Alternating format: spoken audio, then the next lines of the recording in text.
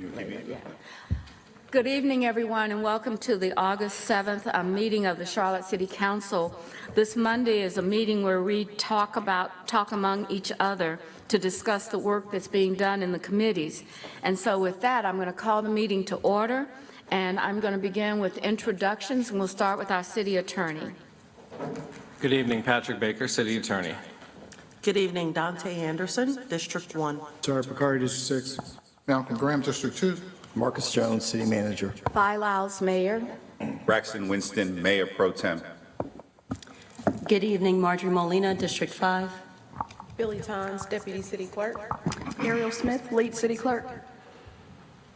All right, thank you, everyone. I just want to say that this is our first Monday. We really dedicate our time to the deeper work that's being done at the committee level. And so we've had, I think every committee has met today, and some perhaps with a little bit shorter time. And we did have a number of people, I'm getting there, Tara. We did have a number of people that were on vacation, and it just so happened that both the chair and the co-chair were out for the Housing Committee, and so we will not have a report from them. But we will begin with our report.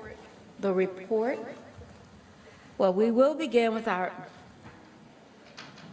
Why don't we go ahead and take our most important item that's on the agenda, and we ask if Malcolm Graham, who chairs the Jobs and Economic Development Committee, if he would give a report to the council members as for discussion items as well as any other informational items. Thank you, Madam Mayor, and good evening, everyone. The Jobs and Economic Development Committee met today, and we had a 3-hour meeting. And we got a lot of good work done on behalf of the citizens of Charlotte and advancing 2 issues for consideration by the entire City Council and the Mayor. The first agenda item that we took up was the Dixie-Barry Hill area infrastructure update. Project background, we dealt with the Dixie-Barry Hill area, public benefits, talked about the network and infrastructure improvements. We focus on the current status of public-private partnerships, the West Boulevard Waterline and the Beaver Dam Lake Phase 1, Garrison Road South and the Beaver Dam Creek Crossing, and the proposed for future infrastructure improvements on Garrison Road North, Beaver Dam Creek Sewer Phase 2, and adjustments to the 2017 TAG. Most of the infrastructure improvements were already planned. These are some dollars that were already earmarked for infrastructure improvements in the River District concept itself. This also helps advance infrastructure improvements for the area if we were to be fortunate enough to land the Western and Southern Tennis Championships, so that those infrastructure improvements was advanced in preparation of hopefully doing a lot of work, Mr. Manager, over the next 2 years.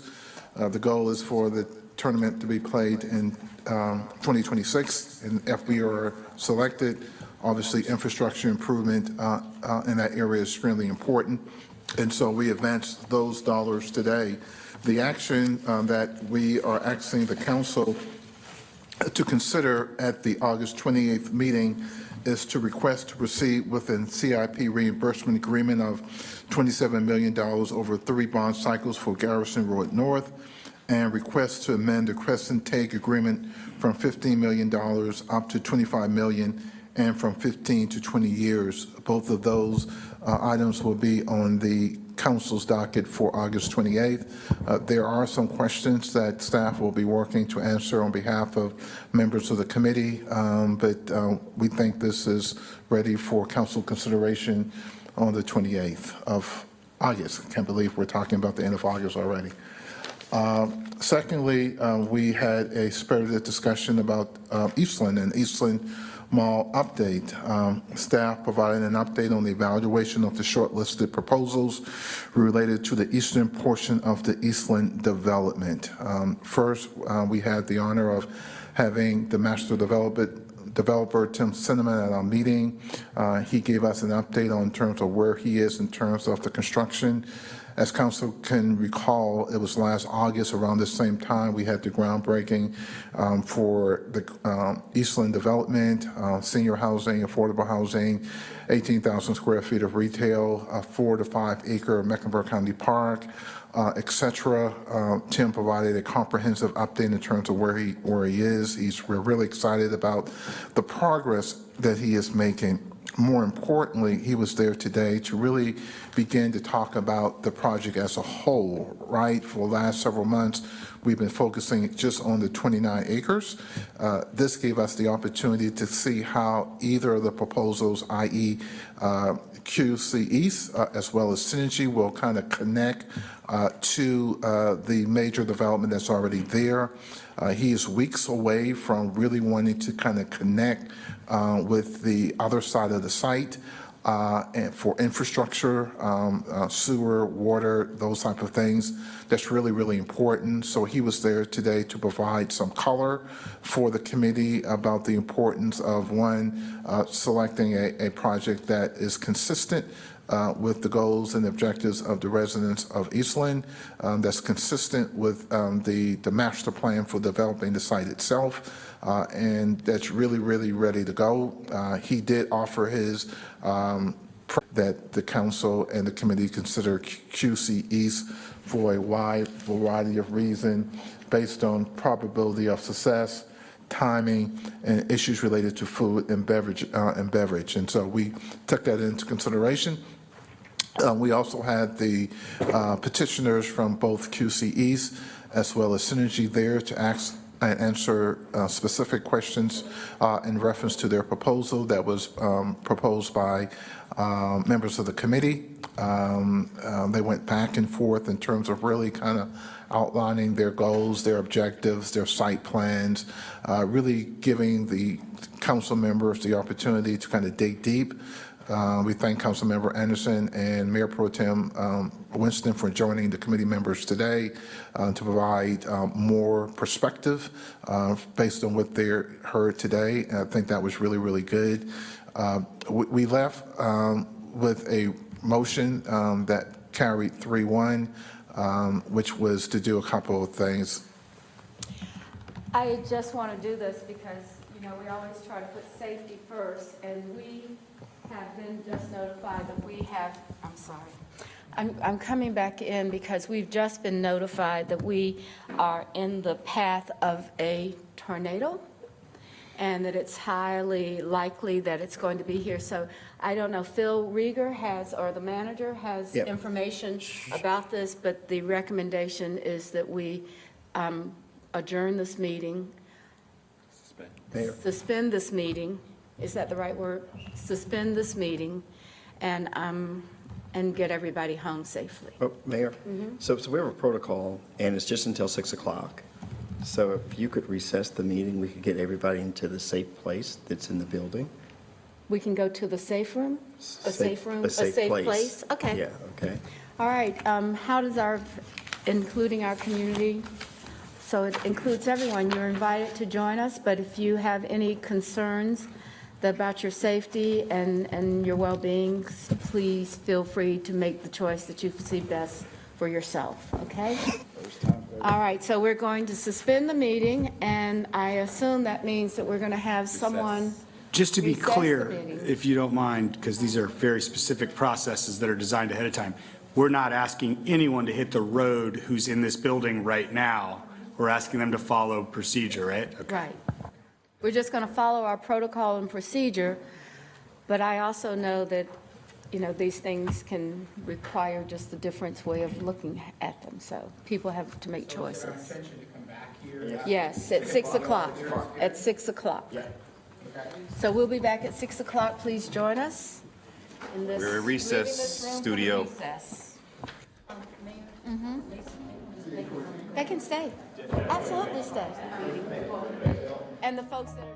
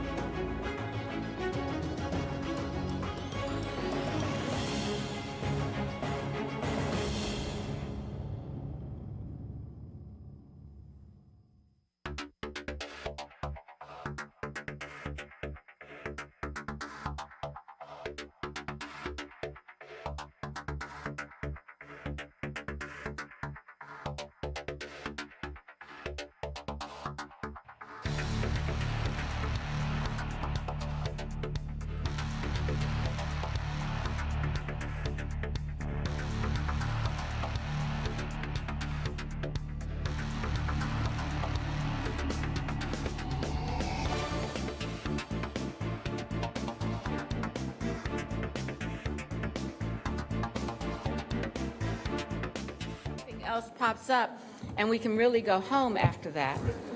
So I'm going to have, Mr. Graham, you were still talking about the discussion that you had in the Jobs and ED Committee? Yes. You want to continue to do that? Yes, Madam Mayor. Thank you. Before we was interrupted by the storm, we provided the Dixie-Berry Hill area infrastructure update. We were talking about Eastland Yard update, which staff provided an update on the evaluation of the short list of proposals related to the eastern portion of the Eastland development. I think we were at the point where we were discussing the output of the committee, which was to forward to the council a rank order of the two proposals. Rank order number 1 was QC East. Rank order number 2 was Synergy, that we gave both petitioners up until Friday of this week of 5 o'clock to provide any clarifying information necessary to complete their applications. Clarifying information are questions that were outstanding that were asked by members of the council, information that staff requested of them that they need more clarifying information, not additional information. We felt it was really important to begin to evaluate what was already submitted to be fair to everyone involved. That will be sent to the council for full council's consideration at the August 28th council meeting, and we stand ready to have council make a decision based on Eastland Yards, based on that recommendation. And then thirdly, Madam Mayor and Council, one item that we did not get a chance to discuss because we ran out of time was the Charlotte Community Capital Fund. It is my understanding that we're going to try to ask Mr. Croker, if he's here, to provide that update to the council as a whole. So we can, I think that's time sensitive as well. And so we want to make sure that the council hears it in this setting.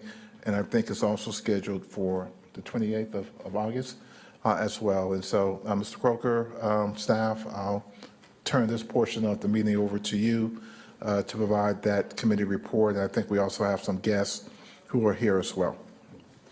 Thank you, Mr. Graham. I have to just compliment the committee. The work that you did with the tone of steadiness and reaching an outcome was really well done and well organized and well participation. So we look forward to the continued kind of work that you do in this area, because it's really important for us. And this is a part of what we're trying to do and accomplish with the economic development and a community capital fund. And so we're going to... Well, the invoice is coming in the mail, Madam Mayor. Just you wait. It's coming. I can't afford the U.S. Open. I have to watch it on TV. Okay. All right, good evening, mayors and member of council. Julia Martin, I'm a special assistant to the city manager, here to talk about the Charlotte Community Capital Fund this evening. Have some guests with us. Brett Simmons is joining us virtually. He is the managing director of ScaleLink. And we have Nate Hogan, who is the president of the CLT Alliance Foundation, and Steve Coker, who is our CBI inclusion officer. So here's a bit of what we'll be discussing today. Like Councilmember Graham said, we ideally would put this through committee today, but of course a robust discussion around Eastland. But we're happy to be here tonight to share with you this quick presentation. So I'll turn it over to Steve. Thank you, Julia, and good evening, leadership. As you know, when we look at capital, it really is the lifeblood of business. And a business without capital is, simply, not going to be able to pay its day-to-day bills. It's not going to be able to grow in capacity, and certainly there's no sustainability to that business. CBI has been working diligently the last several months to lift up a capital access program, and we've really, I thought, made a lot of progress. Then we hit a brick wall in terms of city capital. What can city do with its funding? We wanted a backstop. We learned that you just can't do it. And then this came along, C3. And I just thought it was the ideal, whose time has come right now. We know that our certified firms, whether they're minority, women and small businesses, they have challenges going to the traditional lending sources, that being, your major banks, either, low credit scores, they don't have the assets to support those loans, and so their chances of succeeding with a loan is virtually none. And so what we did is we said we would pursue this through the CDFI channels. We learned that that is the route to take. Again, we hit the brick wall. Next slide. And then we had the opportunity to learn about this initiative that I believe is tremendous. It'll pave the way, and it'll be multiple wins on a number of levels. So CBI, in looking at this, wholeheartedly believe this is the way to go. We think it's something that just makes sense on a number of levels, and we look forward to playing a major role in this. I'll turn it over to you, Nate. Thank you for joining us this afternoon.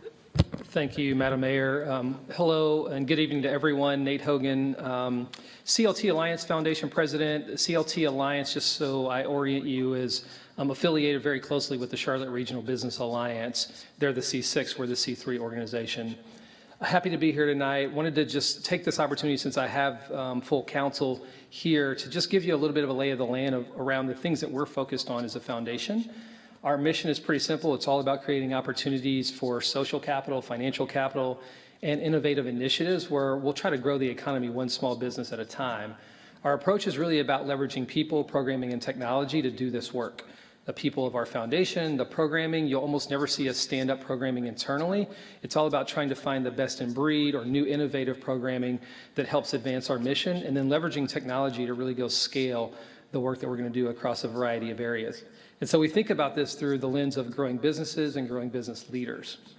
The first thing you may have heard of, I'm sure you've heard of from the council perspective, is our Scale Up CLT program, which is a three-way partnership between our foundation, the City of Charlotte, and EO Charlotte. We're very excited to be in our 5th cohort this year. It's been our most robust cohort so far in terms of applicants. We've had 98 applicants this year alone. That's more than 2 times the number of applicants that we've had in all 4 years prior. So we're pretty pleased with that. We accepted 21 participants into the process. It's applications and then 2 interviews is how we get to that final number. And it's all really about business acceleration. It's really focused on entrepreneurs being led by entrepreneurs. So we're excited about CLT, or Scale Up CLT, and we thank the city for your participation and looking forward to doing that in the future as well. One of the other things we'll do is develop a employer cohort strategy. And so we'll stand up the strategy this year, and the goal is to have the first cohort the first quarter of next year. And what that looks like is mid-market companies, somewhere between 8 and 12 of them, that want to advance their DEI practices in 2 core areas. One is on supplier diversity. So what do those policies and practices look like from a supplier diversity perspective internally? And making sure that they're equitable and accessible to the people who need them the most, so that we can help grow the economy through growing businesses and contracting with those organizations. And then the flip side of that will be the same concept, but really focus on recruiting, retaining, and advancing people of color. Again, to make sure that people have economic opportunities and can create generational wealth through that employment. One of the other things that we're here to talk about tonight is really the focus here, which is the C3 fund. We were very instrumental in helping stand up the fund. We're expecting a late or sometimes late summer launch, September timeframe. And you'll hear, obviously you heard from Stephen earlier, you'll hear from Brent right after this, some more particulars around the C3 fund. Some of you may have heard of the African American Leadership Academy. It's originated in Columbus, Ohio. It's been around for 18 years. They've put over 300 leaders through their program.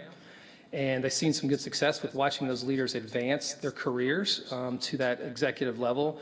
We're bringing the programming here and sort of wiping the Charlotte way on top of that, meaning we're going to make sure that there's a defined way of success. How will we measure that? It can't just be another program, right? It's got to be something that really moves the meter for Black leaders. And so we are sponsoring that at their top level. I'll sit on their governing board, launching our first cohort August 29th. It'll be around 20 people. You may or may not have heard of CLIMB, C-L-I-M-B, which stands for Charlotte Legal Initiative for Mobilizing Businesses. It's 10 law firms who've come together and said, look, we want to go do some of this same work and make sure that we're creating an equitable environment for our small business owners. And so what they're doing is they're providing pro bono legal services to small businesses. They've done about 1,000 hours or $400,000 of value in legal services for small businesses to the tune of 80 businesses over the last year or so. And it's things like how to go set up the right legal structure for your organization. Let us help you stand up a template contract so you can professionalize your engagement with potential clients, as well as make sure you're protecting yourselves. They don't do litigation work or criminal work. It's really around the business focus. Well, we want to take that model and do the same thing in the accounting and marketing professional services spaces as well, because that's what we hear from our small businesses that they need the most. The other thing we're going to launch later this year is a digital resource hub, which will allow us to scale the work that our colleague Taya Bolton, who most of you I'm sure know and is sitting right over there, is doing, where she's really helping our small businesses navigate the vast amount of resources that they have available to them. So we want to be able to do that at scale, and this technology will help us get there. And then the final thing I'll land on here is our first ever fundraiser for the CLT Alliance Foundation will be October 12th. We're calling it the Tate Awards after Thaddeus Tate, who was an entrepreneur in this city and really helped a lot of other businesses stand up during the early 1920s. And so we would love to have the city participate in that with us on October 12th as well. And with that being said, Britt, I will turn it over to you. And I can advance the slides for you if you just let me know when. Okay. You can all hear me okay? Yes, you can actually probably take it down a little bit. Okay. I don't know how to turn my mic down itself, so hopefully I'm not yelling at you. But I'll That try to sounds like speak me, but we'll figure out how to make this work. But Step away from your computer, sir.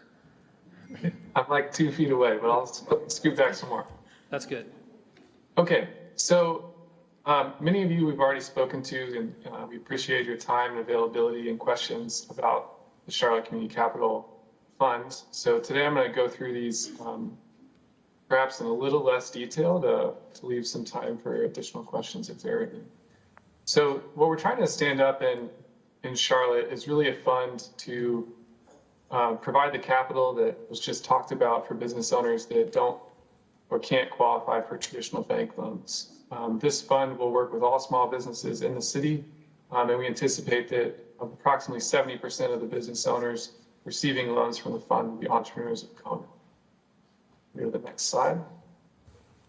So why are we talking about CDFIs? So as Stephen mentioned, CDFIs are willing to take risks that banks typically would not, and that expands access to capital, but they face the same challenges that a bank would face. So the loans still don't generate a lot of income. They tend to take higher losses, and most of the time CDFIs have to provide additional support to both help entrepreneurs finish the application and get their materials together for a loan in the first place, but also, to provide some support when they struggle with repayment. Perhaps they need some additional advice on how to deal with accounts receivable or other challenges that might make payments or delinquency occur. So how do they afford that? The reality is that there's a lot of philanthropy that goes into CDFIs and small business lending. Scale Inc., which is the nonprofit that I run, is a national nonprofit that decided to take a different approach. And our approach is that we work with CDFIs, now 26 across the country, and we purchase loans directly from them. So rather than waiting for the borrower to repay the principal in order to have additional dollars to go out and lend, we give them capital back right away so they can go continue lending. And then we pool some of those loans together and sell them on to banks who are motivated by the regulatory benefit of the loans. We ask them to pay a high price because they're getting the benefit of the work the CDFI has already done. And we donate that back to the CDFI. So we've donated nearly $5 million back to our CDFI partners through this secondary market mechanism. So what does that mean for Charlotte? We were basically asked by Truist, who's an investor in Scale Inc., as well as Bank of America and Ally, how can we stand up a fund in Charlotte that would take some of the expertise and skills and revenue that we generate for CDFIs nationally and do that specifically in Charlotte. So the first part of that is setting up a way to apply for loans directly without having to go to every different CDFI in the city. So we'll have a common borrower portal that any small business owner within the city of Charlotte can go to and apply for a loan. That common borrower portal will also be connected to local technical assistance. So if someone's turned down for a loan, they'll have information about where they can go to get additional advice and support, so that when they are ready for a loan, they've built the right resume to get there. Once a borrower goes through the portal and finishes the application process, they'll be matched to one of the CDFI partners that we're bringing in for this program. That matching will be based on figuring out where they're most likely to qualify for a loan. The different CDFIs involved are BevCorp, which has been a 504 lender, but it's moving into traditional small business lending based there in the Charlotte region. Ascendus, which is actually a New York-based lender that lends nationally, that we're bringing in order to have more volume potential early on in the program and meet the demand that we think is there in Charlotte and currently underserved. Aspire Community Capital is a new CDFI that's emerging and starting to lend now, and we hope to use this program to help them continue to grow. Again, they're based there in Charlotte. DreamSpring is a national lender that we've partnered with in other markets and is going to be a participant here as well. Again, they've done lots of volume and can help meet demand early on in the program. Thread Capital is based out of Raleigh, does lend across North Carolina now, but doesn't do significant volume in Charlotte, so they'll be ramping up in order to support this effort. And then finally, that acronym stands for Carolina Small Business Development Fund, or CSBDF, and they will also be a participant and based in North Carolina. The loan products are really geared towards helping the CDFIs scale what they know and are good at doing, so they will define what their loan products are. We will define the loan sizes and the interest rates so that there's consistent economics for all applicants to the program. And again, we developed that common application portal so that we can accommodate all of these different types of underwriting boxes and make sure that applicants are going to the place where they're most likely to get approved.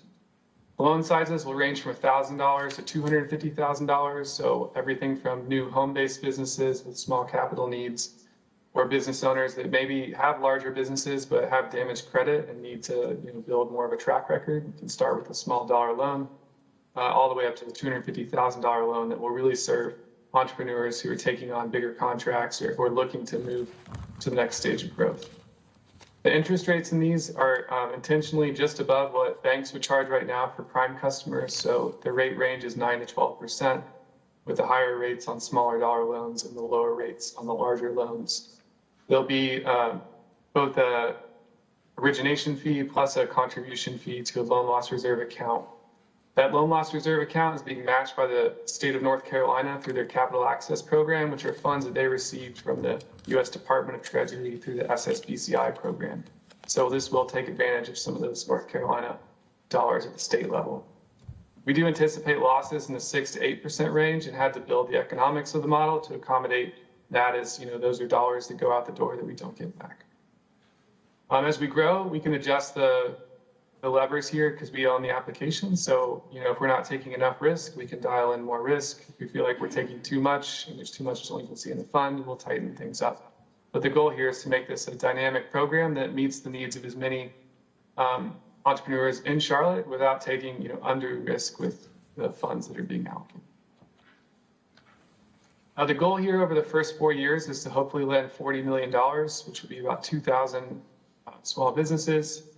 ScaleLink will contribute about $9 million towards that, not directly from $9 million that we have sitting around, but from selling loans onto banks who are interested in purchasing. Hopefully, after those first 4 years with those loan sales, this will be a sustainable vehicle for the city of Charlotte. All of our models are built around a 7-year target for financing from investors. And really, at that point, it would be a question of did the program successfully scale local CDFIs, and do we need to continue the fund? Is it serving a good purpose into perpetuity, or do we achieve the scale necessary for local lenders and don't need the fund anymore? Who's behind this fund? So ScaleLink, we've just talked about us and our status as a nonprofit and national CDFI. Locally there, Truist Bank has committed $5 million in debt. $8 million is coming from Bank of America. Atrium Health has committed $2.3 million in subordinated debt. And Ally Bank, through their foundation, has committed $3 million to subordinated debt. Finally, there's a $2 million commitment from the Foundation for the Carolinas to help cover some of the initial grant cost of standing up the fund. So I think at this point, Julia is going to talk through the request to the city. So thank you, Nate. Yes, tonight we are talking about some of the city council support for this. So we have proposed $2 million from ARPA. Based upon some of the conversations and input from council, we have modified this slightly from what you have seen last time. So proposing using $1.5 million from the community vitality bucket in ARPA and $500,000 from the workforce development, jobs and minority small business bucket of ARPA. The reason we think this is a great investment is, as Stephen said, we tried to do something similar with our own CBI, but ran into some challenges there. Additionally, I'll remind council at the annual strategy meeting this year, one of the new priorities added was minority and small business development. And so this is a great initiative to support that new priority that council identified back in January. And so the next steps, we are at step 1, so presentation to full council. What we're seeking tonight is guidance from you all to put this on the agenda for August 28th for a formal vote.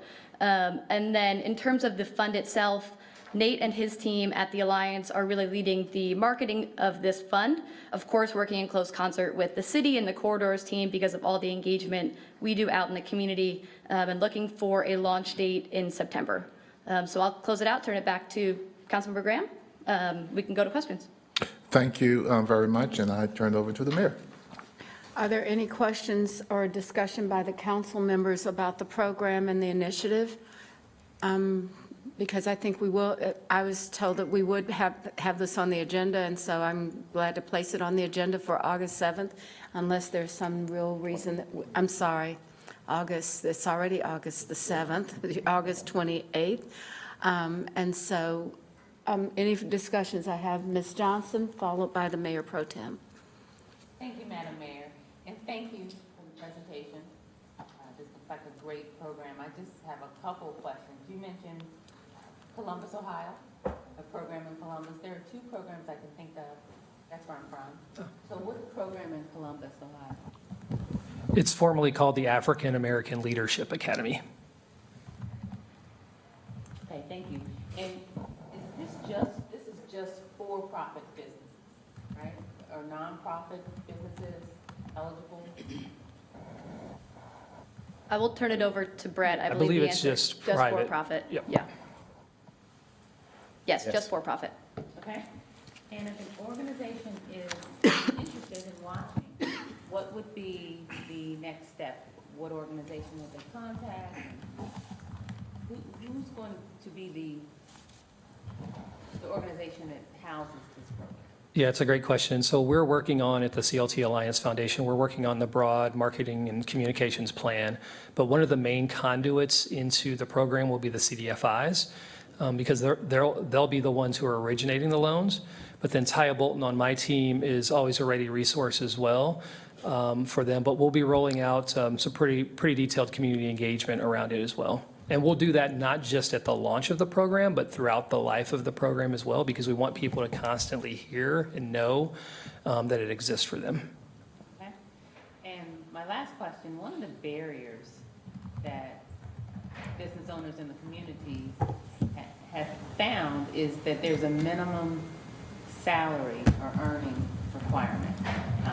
Will there be that type of minimum in this program? I know one of the programs that my hairdresser was interested in, I think the minimum was it $100,000 or $250,000 in earnings? Is there going to be that type of cap or minimum in this program? Because if you're still considering it, that is an area where there's opportunity to reach a lot more people to reduce that minimum salary, because entrepreneurs just aren't making that kind of money starting out.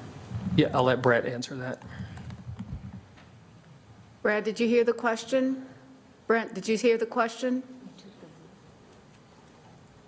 So there's really no specific revenue or income level that anyone has to meet.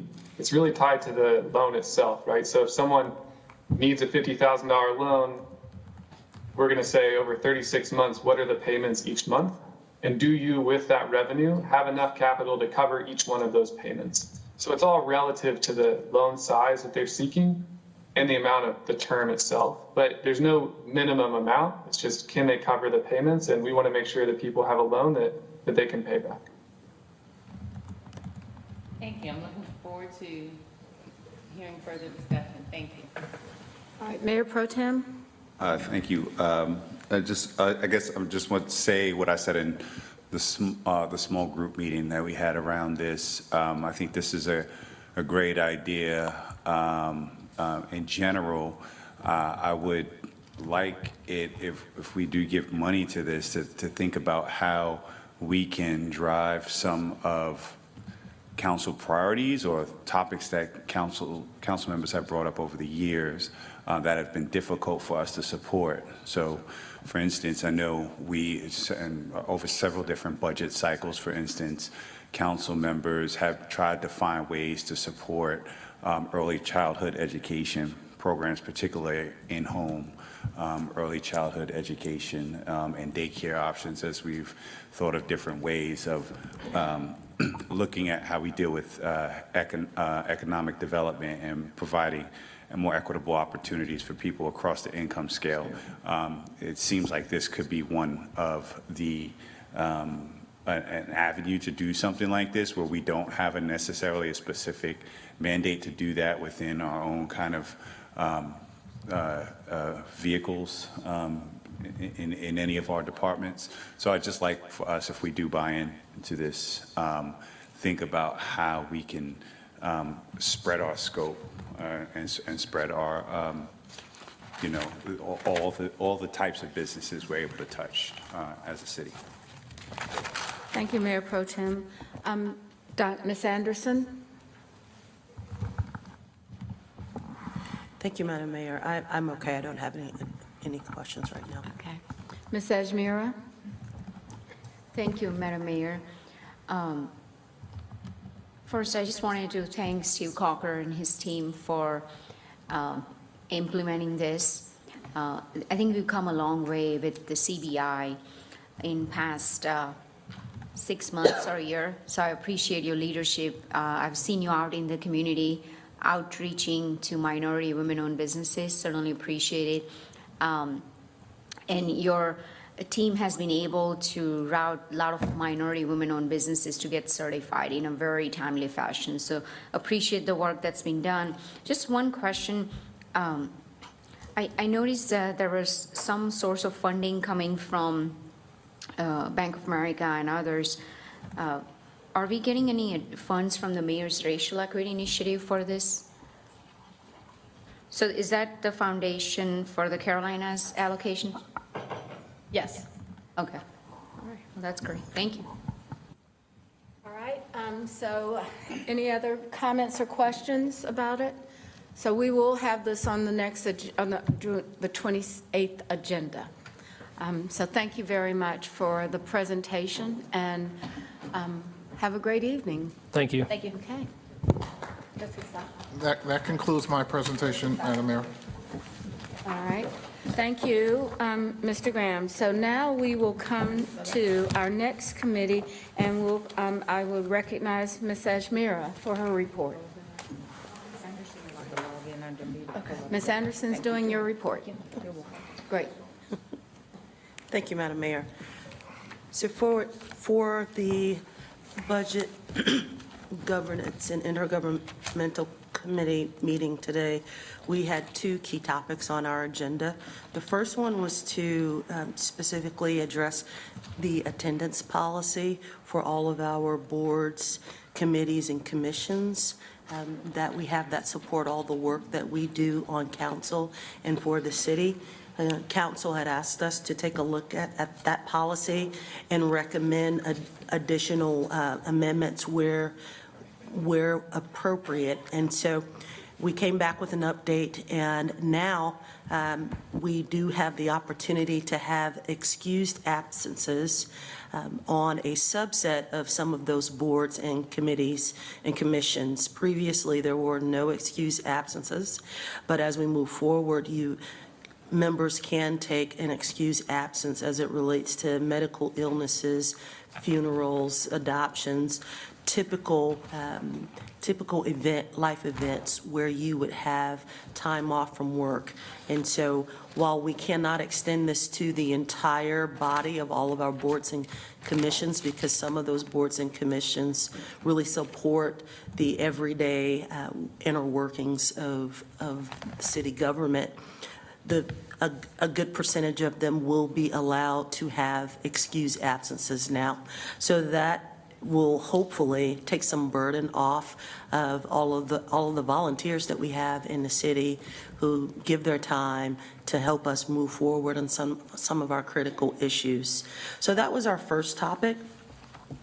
And our second topic was just an update on our federal and state legislative agenda, which Dana provided a really good update. As you all know, we are now in the second half of 2023, and the city and staff and our legislative team has been very successful in achieving several of our federal and state objectives, and they're pushing forward as we move into the back half of the year on some of the balance of our key priorities. So they'll continue to, lobbying teams will continue to do that both at the federal and state level. But from a federal level, as many of you already know, the Senate will return. They are on holiday now. They're on break. They will return on September 5th, and then the House will return on September 12th. And there are a couple of key updates there. The Senate Appropriations Committee has reported on all 12 appropriations bills on a bipartisan level. So the Senate has moved forward, while the House appropriations process has reported 10 out of the 12 bills. And there is some consternation there that could potentially impact an extended appropriations process, as well as a potential government shutdown, as we've been hearing about in the national news. So more to come on that, but we do have 3 line items that are held up in that process that are near and dear to our objectives here in the city. One is the CMPD Cares Teams Fund, the West Side Community Land Trust Fund, and the Hospital-Based Violence Interruption Program. So those are 3 line items that we need to have appropriated at the federal level, so hopefully there will be a conclusion to that soon. A couple of key updates that some of us might know about, but perhaps not all. We were able to secure FY 2023 low and no emission bus funds, so that enables us the opportunity to purchase battery electric and hybrid electric diesel buses to the tune of $30.9 million, which will, of course, help us reach our CAPS goals and that transition of where we want to be with our CATS fleet. In addition to that, we were able to secure the 2023 Airport Terminal Program funds, which allocates funding for Concourse E renovation to the tune of $32 million. Couple key points that I'd be remiss if I didn't underscore.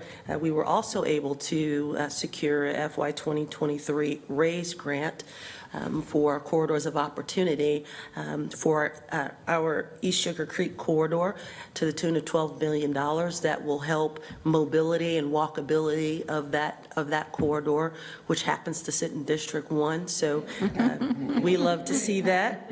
Yes, absolutely.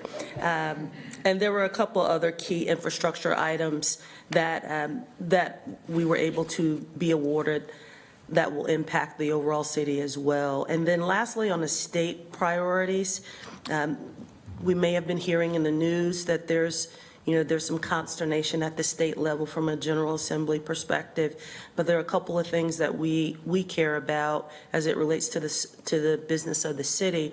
The Homestead Act, of course, which is legislation increasing the threshold to support older adults aging in place, was not introduced due to some constitutional issues. And so that will impact some of our plans that we have, as well as the tenant and HOA changes, which is House Bill 551, secured the amendment to ensure the city's source of income discrimination policies in the city's supported housing can continue. And so, as you all know, even before I was on council, that was a huge topic of this council. And so that is a key update at the state level that we were briefed on today, and we're happy to see that go through. And so in terms of next steps of what we can expect from a federal and state legislative perspective, as you all know, a new city council will be sworn into office on December 4th, and that council will continue the work, the balance of the work on the legislative agenda. And in 2024, there will be short sessions for the U.S. Congress as well as the North Carolina General Assembly.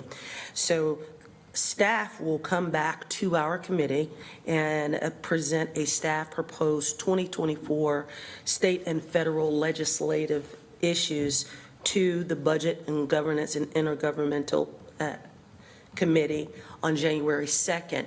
And then after that, there will be a series of next steps that we will update the council and bring items back to the larger council. And with that, I conclude my update, Madam Mayor. Thank you. Are there questions for Ms. Anderson on budget or legislative issues? Yes, Ms. Sajmira? Thank you, Madam Mayor. Ms. Anderson did a great job covering everything. We did have a couple of wins. One was the DAP, and other one was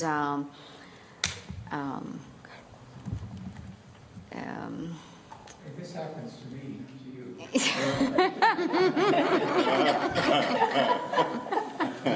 Well, we have something in common, Mr. Driggs. Well, second thing we did have was we had seen a lot of street takeovers, and that was an issue throughout the city, where state has passed this new law that gives CMPD another tool to address this street takeover, and I thought that was important. So there was two major wins that I think wanted to highlight that Chief is certainly excited about. Thank you. All right. Ms. Johnson? Thank you. Thank you, Madam Mayor. I just wanted to clarify House Bill 551. Do you know if there were any changes? Because I know there was some proposed language that was concerning, that was proposed, I think, by the Apartment Association. So I wanted to know the final outcome. Were there any changes to our ordinance due to the 551 source of income discrimination? And if we can ask Dana, or maybe I think we should ask Dana. I'm not sure if he's here still, but as we were briefed earlier today, there were no stated changes. However, he would have the definitive answer. And I can ask offline if I need one. Thank you. Okay. Any other questions in this area? I know that Ms. Birch went out to see if he is around, so we can come back. Why don't we just keep going? And now we'll go to Transportation and Planning and Mr. Driggs. Thank you, Madam Mayor. Committee met this morning at 10, consisting myself as chair, Ms. Anderson as vice chair, and council members Graham, Johnson, and Mitchell. We had two topics we talked about. There was an update about CATS and a UDO update. On the CATS update, I think we should really lift up that point that was just made about the $30 million grant. That was an extraordinary accomplishment and particularly relevant in the context of the efforts we're going through right now to address issues at CATS. So very good news. I think 10 times the largest grant we had received previously. A terrific job by CATS. Mr. Cagle briefed us on his progress with the kind of scorecards issues he's tracking as a result of some of the revelations earlier this year.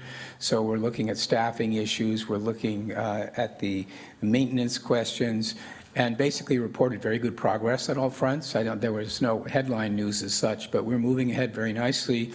And I think CATS is now actually in a good place with new management and with significant strides addressing a lot of the concerns that had come to light.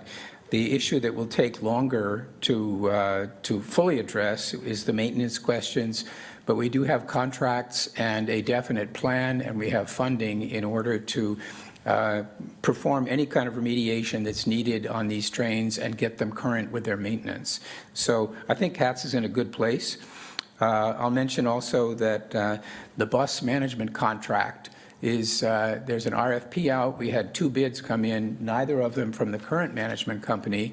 So we are going to be working with a new management company.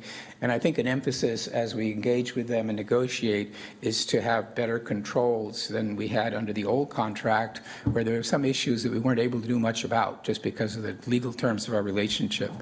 So I then reported on the activity of the working group, so we have created also an ad hoc working group to kind of dig into a lot of these matters with Mr. Cagle, and that group met and heard a report from Management Partners, the consulting company that worked on CATS last year, and they essentially went through the report from that review and gave us a commentary on it, and then we were able to ask questions. And I think the good news about that is the working group includes now 2 members of the MTC, Mayor Bales and Mayor Higdon, and it was excellent cooperation between Charlotte and the MTC as we go to address the issues. 2 key things that I would highlight from our conversation with Management Partners was, for one, the situation they described in the slides last year was pretty bad. And I said, are we working on all of the problems you identified? And they said, yes, you are working on all the problems we identified. And then I said, do you see a major improvement since then? And they said, yes, we do. And we will engage with them, with Management Partners, to address issues that may require further research by them. So we have an ongoing relationship with them. And to the extent that we need the advice from consultants, we can use them. Looking ahead, what we're going to do is tackle a lot of the risk management issues that basically Mr. Bakari has so helpfully outlined for us to ensure that we don't encounter new challenges that maybe hadn't arisen before, but that we're safe from problems of the kind that we had going forward. The other part of our meeting today was about the UDO. And Ms. Craig presented there on 4 different items. One of them was some text amendments that are needed to the UDO of a sort of technical nature, just to make sure that it actually does what it intends to do. I don't think anybody will see a challenge in there in terms of, a policy change. It really is just refinements. She also talked about the referral from Council on the May 22nd business agenda related to the N1 definition. And you recall we had quite an animated conversation on that subject. So the staff is now looking at whether further language might help to clarify what we really want to see in the N1, especially on kind of larger infill sites. They made a recommendation that perhaps we could suggest a 30% single-family detached component within the mix of housing in it, that might be around the edge of the property. And they said there were other criteria that they really wanted to look at and thought we should think about. And their recommendation was that they go back to the UDO Advisory Committee, because a new one was appointed when the UDO became effective, and work with them to address some other issues that come out of the discussion about N1 and how it works. So we will hear back, she thinks, in the next couple of months, and we'll have another opportunity as full council to talk about that. We were also told to expect in the next month a detailed tree canopy analysis that will provide a basis for a much more substantive conversation about how the tree policy works. We have a tree policy right now in the UDO, but it's apparent that there are some things still kind of missing or that require further work. And basically, we need to answer the very difficult question of how we reconcile our aspiration for trees with our need to create more housing in order to keep the rise in the cost of housing down. And the last thing we heard about was the proposed streets manual amendments from Ed McKinney. And essentially, there were a couple of technical corrections there, too, affecting how the streets manual can be updated in response to issues. Pretty early days on that, so I think the council will hear in more detail from Ed when he knows exactly where he's going with that. But that was the meeting. If any member of the committee would like to add, please feel free. Any questions for the committee chair or the members? Ms. Johnson? Thank you, Madam Mayor. I just have a couple questions. The first one about the UDO text amendment. I know it was referred on the 22nd. Is there a way, and we can talk about this as a council, that we can ensure there's public input during this, as we're reviewing these text amendments? We know there's hundreds of emails right now asking us, for text amendments. I know there was a large contingency in District 4 wanting us to make some changes, and it feels like as residents are recognizing the impact of that UDO, there is some input and some engagement that they would like to have. So is it possible that during this process, as we're looking at the revisions, that we ensure that this public engagement, maybe a survey, or making sure they understand it? This time, I know during the whole UDO process, and I used to talk about, can we get this simplified? Can we have something on government television or smaller packets of information? Because it was 650 pages, and adults just don't have time to look at that. So if there's a way that we can present this so that our public understands it and they're involved during the process and not afterwards. And then secondly, I can answer that. Yes. Ms. Craig did not propose a public outreach, so she proposed some next steps, including looking at testing existing and prototype sites, evaluating additional data, getting feedback for the UDO Advisory Committee, develop recommendation for TBD consideration. So I think the point is that you can well suggest that. It's not currently in the plan. Mr. Jones, I'd like to suggest that. That could be part of it. The UDO Advisory Committee, those are very technical individuals. So we need to make sure that the everyday resident understands how it affects them. And I'd like to ensure that we have public input in the process. Because again, we know that we're receiving emails, and I think there's residents from each of our districts that have a concern with the UDO. So Ms. Johnson, excuse me, but 6 members of my district, 6 constituents came to the meeting today and gave Ms. Craig an earful. So I just mentioned in passing, she's had a little bit of that input, but we need to formalize the outreach process. okay, thank you. And then as far as the tree report, I know the last one was done in 2019, and we know that this city has experienced explosive growth since then. I can speak for District 4 specifically. There's currently a petition, and I think there's 150 acres of trees in a forest that we have to consider. And I mentioned this during, I think, the Triple E meeting, Ms. Akmira, that we need to have accurate data as we're making these decisions. So I just have a concern that we are not looking at current numbers as we're making decisions on the petitions. And some of our petitions have very significant tree loss. So I don't think it's fair or accurate for us to be reviewing these petitions without this current information. And I've expressed that concern before. What's the next step for the assessment, and how can we incorporate that into our day-to-day work? Mr. Jones. What I will do. Mr. Jones, could I just make a comment from the meeting, and then I'll kick it over to you? The information we received in the meeting was that this report will be delivered in the fall. It will cover, they will have data on canopy cover in 2022 and canopy change analysis from 18 to 22.